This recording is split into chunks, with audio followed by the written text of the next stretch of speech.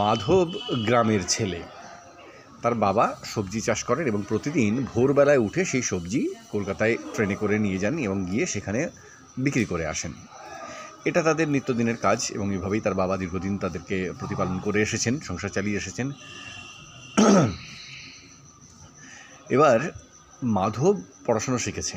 মাধবের বাবা তাকে বলেছে, তুই পড়াশোনা কর, পড়াশোনা করে কিছু একটা চাকরি বাকরি কর। মাধব চাকরি বাকরির দিকে বিশেষ কিছু চেষ্টা করেনি। তাকে তার বাবা বলেছে চাষবাস কর, তাতেও বিশেষ কিছু ইন্টারেস্ট নেই। সে সারাদিন ধরে খালি জাল বোনে। সে শুনেছে যে জাল বুনলে নাকি প্রচুর টাকা পয়সা পাওয়া যায়, জাল বুনে বিক্রি করলে বা মাছ ধরলে প্রচুর টাকা পয়সা, মাছ ধরার যে জাল, ফিশিং নেট যাকে বলে, সেটা সে শুনেছে। সে জাল বুনতেও পারে না, কেউ তাকে শেখায়নি, সে নিজে নিজে সেটাকে চেষ্টা করে যে কীভাবে বুনতে হয়, দেখেছে এটা ওটা থেকে, ইউটিউব থেকে দেখে সে চেষ্টা করেই আছে কন্টিনিউয়াসলি সেটাকে বানাবার জন্য। একদিন মাধবের বাবার শরীরটা খারাপ। তার বাবা সবজি টবজি তুলেছে, সন্ধ্যাবেলায় তুলে রেখে দিয়েছে, বলেছে সকালবেলা গিয়ে বিক্রি করে আসতে, শাক পাতা মূলত। তো তখন সকালবেলা যখন বলেছে কাল সকালে যাবি, গিয়ে বিক্রি করে আসিস। মাধব বলেছে ঠিক আছে, বেশ তাই হবে বাবা। সে ভোরবেলায় প্রায় 3টের সময় উঠে পড়েছে। উঠে ফ্রেশ হয়ে সে রেডি, 3:30টার ট্রেন ধরবে। তার বাড়ি থেকে ট্রেন স্টেশন মাত্র 2 মিনিটের হাঁটা পথ, মানে একেবারে কাছেই। যেহেতু 2 মিনিটের হাঁটা পথ, মাধব ওই 3:25 নাগাদ বাড়ি থেকে বেরিয়েছে। বড় একটা ঝুড়ি মাথায় করে নিয়েছে, তাতে শাকসবজি মূলত শাক পাতা আছে, সেটা নিয়ে সে বেরিয়েছে স্টেশনের উদ্দেশ্যে। স্টেশনে গিয়ে দেখছে যে ট্রেন ততক্ষণে এসে গিয়েছে এবং অন্যান্য যারা সবজি বিক্রেতা তারা ভেন্ডারে পুরো ভর্তি হয়ে উঠেছে, তাতে আর বসবার জায়গা নেই। মাধব দেখছে এর মধ্যে আমি আর কোথায় ঢুকবো, এত লোক তো অলরেডি বসে আছে। মাধব বললো যাক, পরের ট্রেনটা ধরবো, আবার তো আধ ঘন্টা পরেই ট্রেন। মাধব আর ওঠেনি। মাধব ভাবলো যে এই আধ ঘন্টা সময় কী জন্য নষ্ট করবো, বাড়ি যাই, সকাল সকাল যখন উঠে পড়েছি বাড়ি যাই, 2 মিনিটের পর চলে আসবো। মাধব আবার বাড়ি ফিরে এসছে, এসে বসে ওই সময় পেয়েছে, সে বসে আবার জালটা বুনতে শুরু করেছে। ঠিক আবার যখন মোটামুটি সময় হয়ে গেছে, 5 মিনিট আগে আবার মাধব বেরিয়েছে।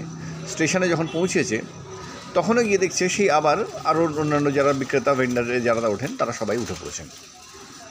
জায়গা আর একটু নেই, প্রচুর গ্যাঞ্জাম হয়ে রয়েছে, ভিড় বাড়ছে আস্তে আস্তে। মাধব বললো থাক, গিয়ে আর একটা ট্রেন তো এরপরে আবার আধ ঘন্টা পরে আসবে, যাই বাড়ি গিয়ে আবার জালটা বুনি, আবার আধ ঘন্টা পরে আসবো। মাধব যথারীতি বাড়ি পৌঁছেছে, আবার বসে জাল বুনেছে খানিকক্ষণ, 20 মিনিট ধরে, 25 মিনিট ধরে, আবার 2 মিনিট আগে সে বেরিয়ে পড়েছে। ততক্ষণে মাধবের অসুস্থ বাবা উঠেছে, মাধবের কাণ্ড কারখানা দেখছে মাধব কী করছে। মাধব আবার সেই পরের ট্রেনটা ধরবার জন্য আধ ঘন্টা পরে গিয়ে ঠিক 2 মিনিট আগে যখন পৌঁছে তখন দেখছে ভীষণ ভিড়, ট্রেনের ওঠার এক ফোঁটা জায়গা নেই। তো সেই ভীষণ ভিড় দেখে মাধব আবার বাড়ি ফিরে এসেছে। মাধবের বাবা বলছে কী হলো, তুই আবার ফিরে এলি কেন? মাধব বলল যে ট্রেনে তো প্রচণ্ড ভিড়, ভেন্ডারে ওঠা যাচ্ছে না, সে কারণের জন্য আমি ফিরে এসেছি। মাধবের বাবা তখন আর কিছু বলেনি, রেডি হয়েছে, যথারীতি সেই ঝুড়িটা নিয়ে তৎক্ষণাৎ বেরিয়ে পড়েছে। মানে তখন আধ ঘন্টা কিন্তু প্রায় বাকি।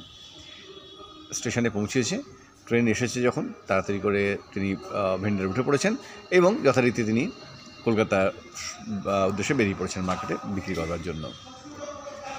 মোরাল অফ দ্য স্টোরি যেটা দাঁড়াচ্ছে সেটা হচ্ছে যে অনেকেই ঠিক করেন যে এই যে সামনে যে সমস্ত অনুষ্ঠান আসছে, মানে ধরে নিন এখন এই সরস্বতী পুজো, বা তারপরে গিয়ে হোলি আসবে, দোল পূর্ণিমা, এবং তারপরে গিয়ে রাখি পূর্ণিমা, তারপরে গণেশ পুজো, গণেশ চতুর্থী, দুর্গা পুজো ইত্যাদি ইত্যাদি, সারা বছরই কিছু না কিছু অনুষ্ঠান আছে। অনেকে মনে করেন এবারে এই অনুষ্ঠানের আগে আমি একটা কিছু বানাবো, কিছুটা ব্যবসা শুরু করব বলে ভাবতে থাকেন, ইন্টারনেটে সার্চ করতে থাকেন, যেমন সে নেট বুনতো, জাল বুনতো, তেমনই সার্চ করতে থাকেন অনেকেই। করতে করতে সময় চলে আসে, যখন শেষের দিকে সময় চলে আসে তখন মার্কেটে গিয়ে দেখেন অলরেডি মার্কেটে মালপত্র ভর্তি হয়ে গিয়েছে। মানে না, এটা ছেড়ে দিই, পরেরটা আবার দেখব, আবার সেই একই ব্যাপার হয়। কন্টিনিউয়াসলি এটা করতে থাকেন এবং তাদের আর ব্যবসাতে কিছু তার নামা হয় না। যদি ব্যবসা নামতে হয় তাহলে সময় থাকতে, আগে থাকতে বিষয়টাকে চিন্তা করে কোনো একটা টার্গেট করে আগে থেকে নেমে পড়ুন। শুধু ইন্টারনেট সার্চ করলে কিন্তু ব্যবসা হয় না। যতক্ষণ আপনি না যাচ্ছেন, সেগুলোর খোঁজখবর নিচ্ছেন, মার্কেটে যাচ্ছেন, সেটা কিন্তু করা সম্ভব নয়। তার কী সমস্যা আছে, সুবিধা আছে, সেটা কিন্তু জানাটা ভীষণভাবে জরুরি।